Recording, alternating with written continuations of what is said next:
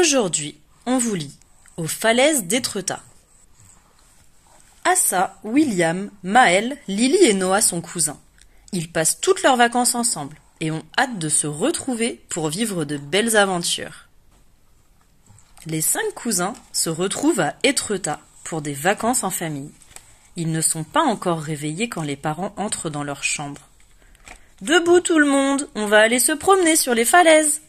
Les enfants grognent et remontent les couettes sur leur visage. « C'est trop dur de se lever !» Dans chaque page, il faut trouver le petit dragon. Allez, il est où?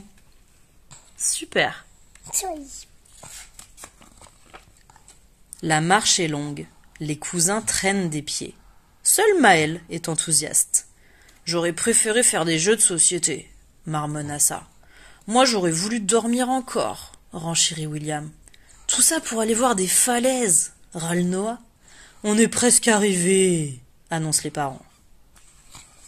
Les enfants parviennent en haut de la côte. Face à eux, la mer aux 1000 nuances de bleu s'étend à perte de vue. « Oh là là, c'est haut !» fait Assa en reculant.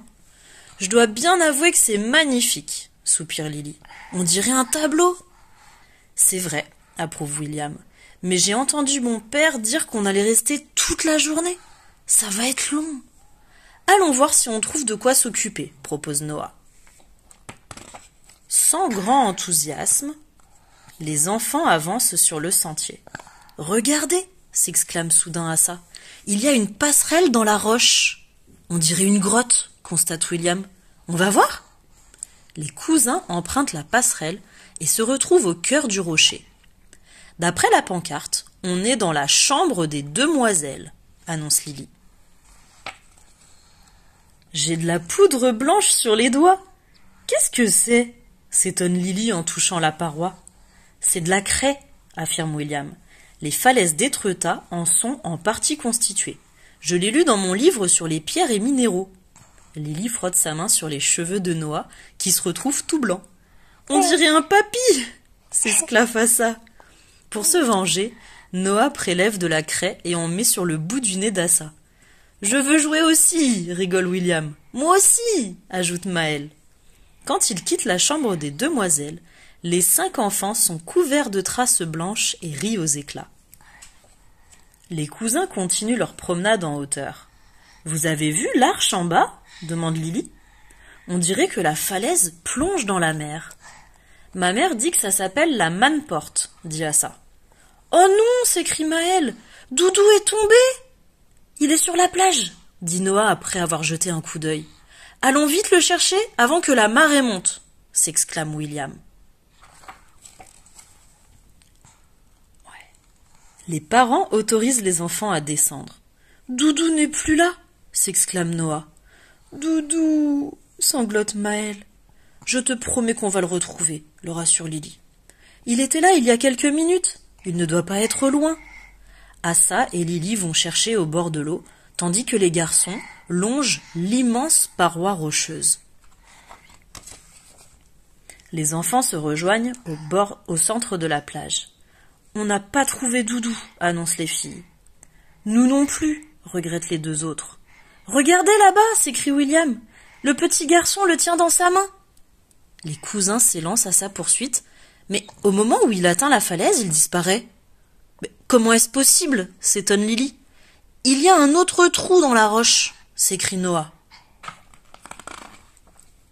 Ils pénètrent tous les 5 dans la falaise. « Cette grotte s'appelle le trou à l'homme » lit Noah sur une pancarte. « Vu son emplacement, elle n'est accessible qu'à marée basse » affirme Assa. « Je ne vois plus le garçon » dit William. « Il a encore disparu !»« La grotte est ouverte de l'autre côté » annonce Lily. « Il a dû sortir par là-bas. » Les enfants courent dans le tunnel et ressortent de l'autre côté. Le petit garçon se trouve là avec ses parents. Doudou est toujours dans sa main. « C'est mon Doudou !» lui dit Maël en fronçant les sourcils. L'enfant rigole. « Je suis content de te rencontrer !» lui dit-il. « Je l'ai trouvé sur la plage et je ne voulais pas le laisser seul. Tiens, je te le rends. »« Merci !» s'exclame Maël en serrant Doudou contre son cœur. Les 5 cousins et Doudou repassent sous la falaise en sens inverse et se retrouvent sur la plage. J'aimerais bien dessiner sur le sable, dit Lily. Mais il n'y a que des galets. J'ai vu une plage de sable fin un peu plus loin, répond Noah. Les enfants s'y rendent et restent bouche bée face au panorama. L'eau turquoise contraste avec la blancheur des falaises. Une aiguille de craie pointe hors de l'eau, juste à côté d'une arche. C'est encore plus beau vu d'en bas, s'extasie Assa. Ça valait le coup de se lever tôt, glousse William. William et Maël font un château de sable, pendant que les trois autres dessinent à l'aide de bâtons. « Venez voir ce que j'ai écrit !» s'exclame fièrement Lily. Les quatre autres la rejoignent et lisent ce qu'elle a tracé dans le sable. Assa, Lily, William, Noah, Maël, on s'aime pour la vie. Les cousins sont en train de s'arroser quand les parents les rejoignent. « Il est temps de rentrer !» annonce-t-il. « Déjà ?» répondent les enfants en chœur. « Mais c'est trop bien, les falaises d'Étretat. On peut rester encore un peu ?» Et voilà. Attends, je lis ça. Les falaises d'Étretat. Étretat est une ville située sur le littoral de la Manche, en Normandie. Ces falaises de craie spectaculaires ont inspiré de nombreux artistes, dont Claude Monet, qui les a peintes dans plus de 80 tableaux.